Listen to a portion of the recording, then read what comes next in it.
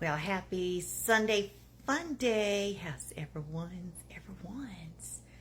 I'm just waiting on my daughter to come over. We're going to play mermaids again today. But I thought we'd go ahead and have us an Italian meal for dinner tonight. Y'all want to? All right. So what we're going to do is we're going to start out. We're going to make a rustic Italian loaf. This is super easy. You don't need to knead it. I mean, you need it, but you don't need to knead it. Yeah, I know. You're welcome. And then I'm going to make a small pan of lasagna. Yep. Okay. So let's start out with the rustic Italian bread because I know y'all got everything you need to make this. Hang on. All right. So in my KitchenAid, I have 3 1/4 cups of all-purpose flour. We have 1.5 cups of warm water. It does not need to be any hotter than 110 degrees. We are going to put in a hefty little amount of salt. It said a teaspoon. I'm going to put in that much, which is probably a little bit more than a teaspoon, but y'all know what I say. Salt's what makes it taste good. And then you're going to put in 2 teaspoons of active yeast, which is that right there. I buy mine in bulk, so that would be 1 package of yeast. This is what I use. It's Red Star, and I always use quick rise or fast acting, rapid. They're all the same exact thing. But I buy the jar because I make a lot. Well, I make all of our bread. So yeah. But if you don't want to have to buy this much and you want to buy the packages, make sure that the date is good and it's 1 package. So 2 teaspoons of yeast. All right, now it says basically to mix these together. And then you're slowly going to add your 1.5 cups of water, warm water, because if it's cold, the yeast won't rise. And if it's too hot, you'll kill it. Y'all know the rules. All right, now we're going to mix this for just a minute or so.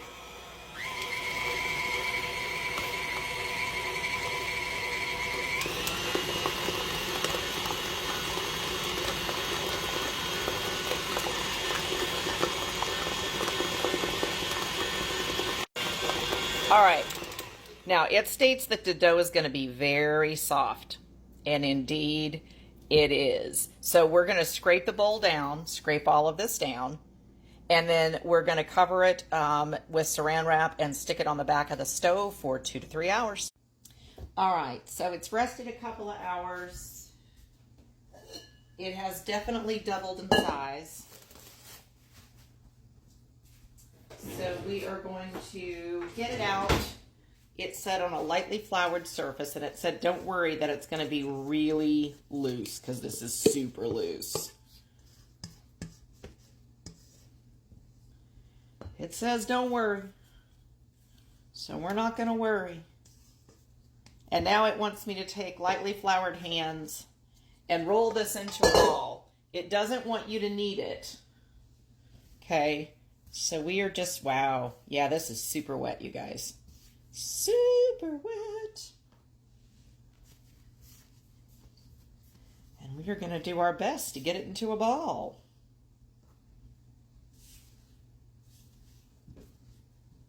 Wow. This is beyond wet.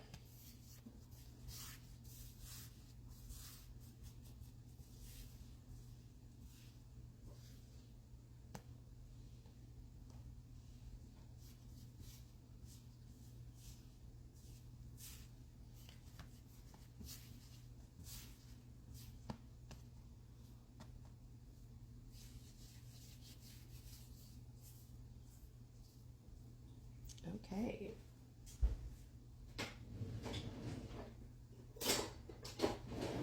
Gonna get my dough scraper.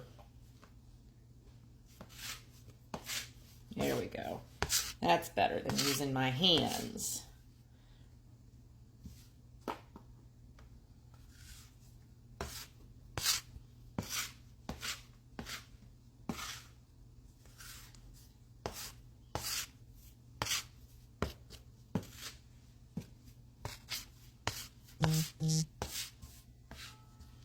Just keep working it around, I reckon.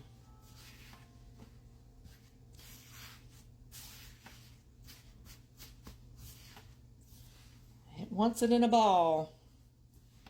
Wow, this is super loose. Jesus. See, it doesn't always work out perfect even for me.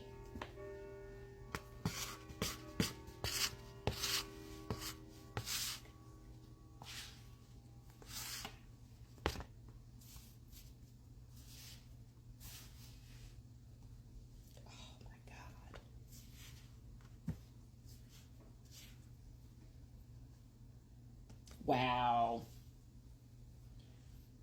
This is just every flavor of wrong. See if I can get this off my fingers. There might be a part 2 to this. Jesus.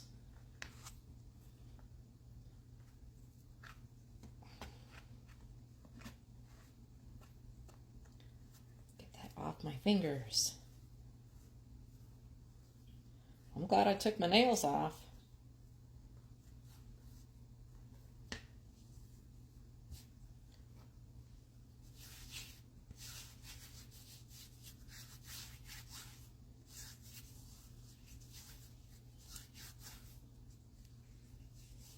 Okay. My God. That was just too much. We'll get rid of that.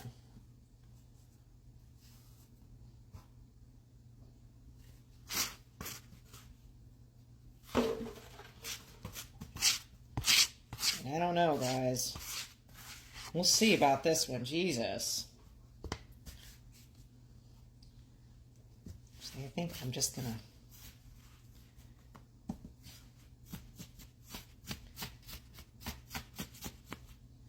I think we're just going to do that.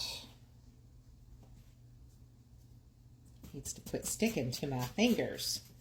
Now, I am heating up the oven at 450 degrees, and it says to heat it up kind of like sourdough for at least 45 minutes. We're going to make kind of a baguette type thing. And then I'm going to put an oven-safe pan in the bottom with water because we want to create steam. And what that does is it gives it a nice kind of crunchy outside, but keeps the inside nice and tender, which is kind of what you want for Italian bread. Kind of crispy, crunchy on the outside, but nice and soft on the inside. So I'm going to let this rest here and pray to God that I can pick this damn thing up when it comes time to put it in the oven.